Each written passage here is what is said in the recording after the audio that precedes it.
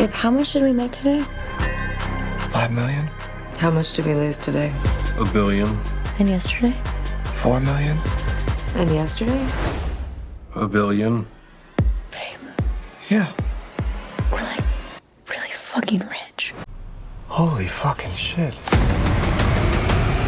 I will tell you, I've never seen anything like it. Holy fucking shit. Is the craziest I think I've ever seen. Everything okay? $11 million? What are you gonna do? Get a Ferrari? What the fuck? Oh, language. The baby's here.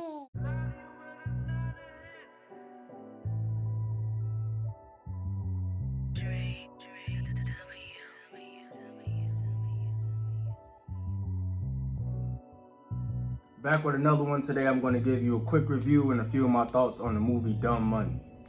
So this movie follows the true story of the GameStop short squeeze phenomenon that happened a few years back. A short squeeze in the stock market is basically a rapid increase in the price of a stock.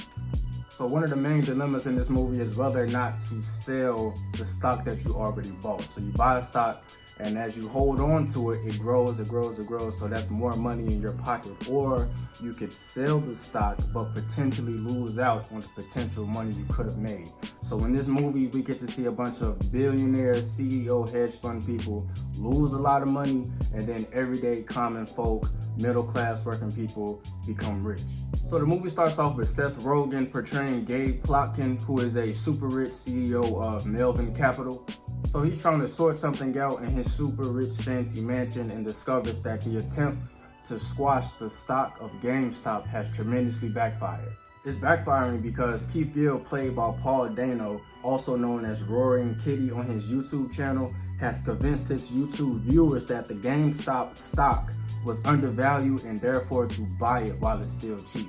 So they have to go against these big hedge fund investors that are basically trying to run it into the ground. And the movie evolves into a battle between the big guy versus the little guy. So you get the greedy CEO, billionaire hedge fund people versus the everyday common middle class working person. One thing that I liked about the movie is the fact that it took this complex stock market crisis and delivered it to the audience in a consumable way.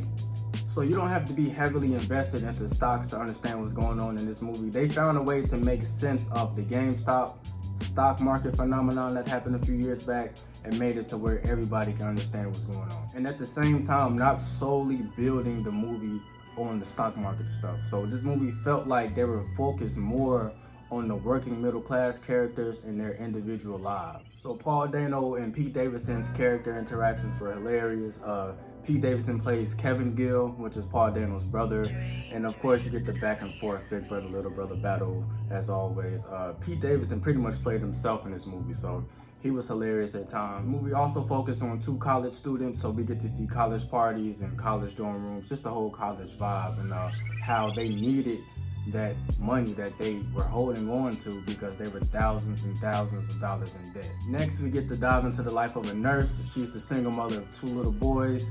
She just wants to do the best she can for her family, and something as simple as take one of her kids to the dentist to get braces, you know, just everyday life situations. Then we get to see the life of a GameStop employee. He comes to work every day, pretty much does his job. His boss gives him a hard time, just being petty about the little things. So all in all, it's like one of those movies where we get to see how this money or this GameStop phenomenon changed the lives of everyday people and they became rich. I personally love these types of movies where you can see how something became what we know it as today. So for me, Dumb Money falls in the category of The Social Network, Air, Flamin' Hot, The Big Short, just movies where something started off small time, certain things took place, and now we can look around and see it in our everyday lives. Yep, so all in all, Dumb Money was pretty good to me. It's pretty solid. I would give it a 7 out of 10. Wasn't bad. I enjoyed it, so I would recommend that you check it out at least once. As always, thanks for watching. Please like, leave a comment, and subscribe, and I will see you on the next one.